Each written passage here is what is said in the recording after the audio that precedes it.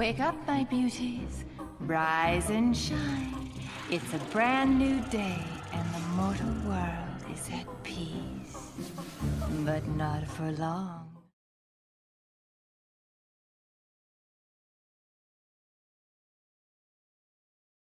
The Great Serpent Mound from ancient Mississippi cultures has several associations with astronomy, including that the head of the earthwork serpent aligns with the summer solstice sunrise and the tail points to the winter solstice sunrise. He's so handsome. Yes, you are. Yes, you are. What do you taste now? Oh, my goodness. The Great Pyramids of Giza have solar references in their complicated structure and shape. The shape could represent a solidified version of the rays of the sun. No, no, no, no, no, no, no, no! Oh, there he goes.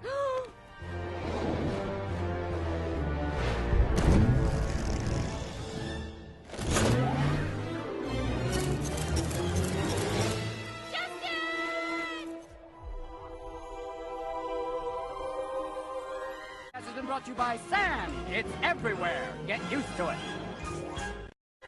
Templo Mayor of the Aztec culture references cosmology through their detailed calendar stone. The calendar stone has references to sun rays and past cosmic phases of the Earth through patterns and images. Chavin de Huantar served as a meeting place between natural and cosmic forces. Priests became early astronomers, then used the cosmic forces of water and light to have a special connection with the gods.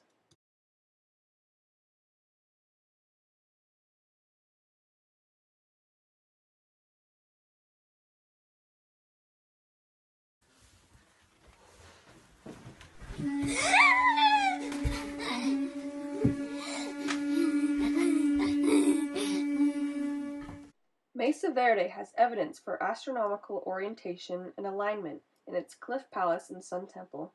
Painted murals show Earth's relationship with the sky, sun, and moon. All right, and the next piece is Chichen Itza, which I was able to visit this spring break, which is super awesome. And it relates to cosmology because of the Mayans were so high-tech when it came to understanding the universe and stars and planetary motion and the Mayan calendar. And so the sun and moon, Venus, and on the equinoxes when the serpent runs down the side of Chichen Itza is really incredible. So that's how it relates to cosmology there.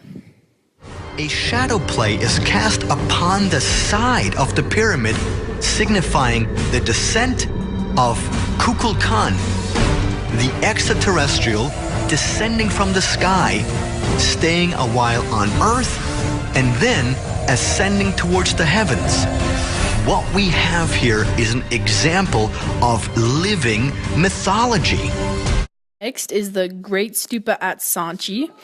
And the reason this relates to the stars and the universe is because it was believed to be an axis mundi, which is the center of the universe, and it can connect Earth to heaven, and how it has a square base which faces the four cardinal directions of north, east, south, and west. And the tip, how it has like a point on top of the stupa, that's where it's believed to have the axis cent, which is the center of the universe. The navigation charts, which comes from Micronesia, is also included. And while it doesn't necessarily relate to cosmology in the piece itself, because it was more marking ocean currents and islands, but it's looking at the people, the islanders were able to understand stars, and they used star compasses to be able to plot and find their way through the oceans and the seasons and all those amazing things. So while navigation chart doesn't have any relation to stars in it, just the people themselves were so advanced. We read the wind and the sky when the sun is high. We sail the length of the seas on the ocean breeze. At night we name every star. We know where we are. We know who we are, who we are. All right, so first off, we're looking at The Philosopher Giving a Lecture on the Orrery by Joseph Wright of Derby. The reason this relates to cosmology, which is the theme we're looking at, is because it was during the Age of Enlightenment, and all the subjects in the image are having different experiences with this new learning that was going on between the 17th and 18th centuries.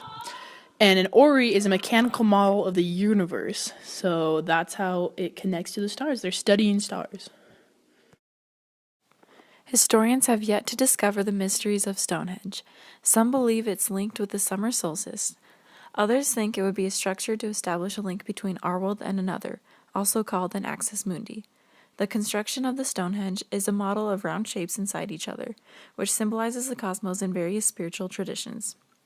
Also, the doorways are formed with lintels, could represent the passing through different spiritual stages.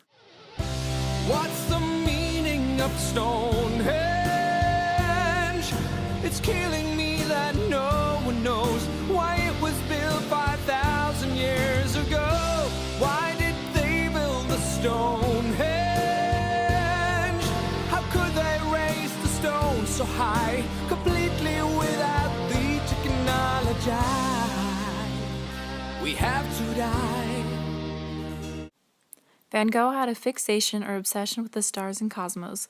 The two tall spires most noticeable in the painting are the church and the cypress tree. Van Gogh was a very spiritual man and wanted to visit the stars. He thought the only way to do that was to die. He painted a cypress tree because it represents death and resurrection and was thought to be the gateway from earth to heaven. The star closest to the cypress tree is thought to be known as Venus.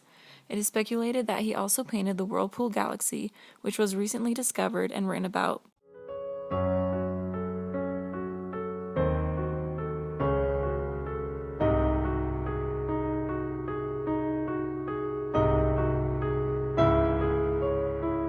This cathedral has a sun tower and a moon tower. The moon tower is 28 feet shorter than the sun tower, which is the amount of days it takes for the moon to go through a whole cycle. Also, the length of the sun tower matches the whole length of the body of the cathedral, which is 365 feet. Also, the number of days in a solar year. Another axis mundi is Machu Picchu, which is full of observatory structures used for observing the night skies. Religion and astronomy were on top of Machu Picchu.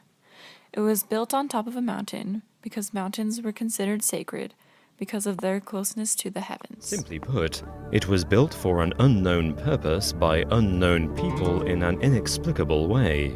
What stories do exist about its origins suggest that Machu Picchu may have been home to otherworldly beings, or more specifically, extraterrestrial beings. Aliens. Oh, snap.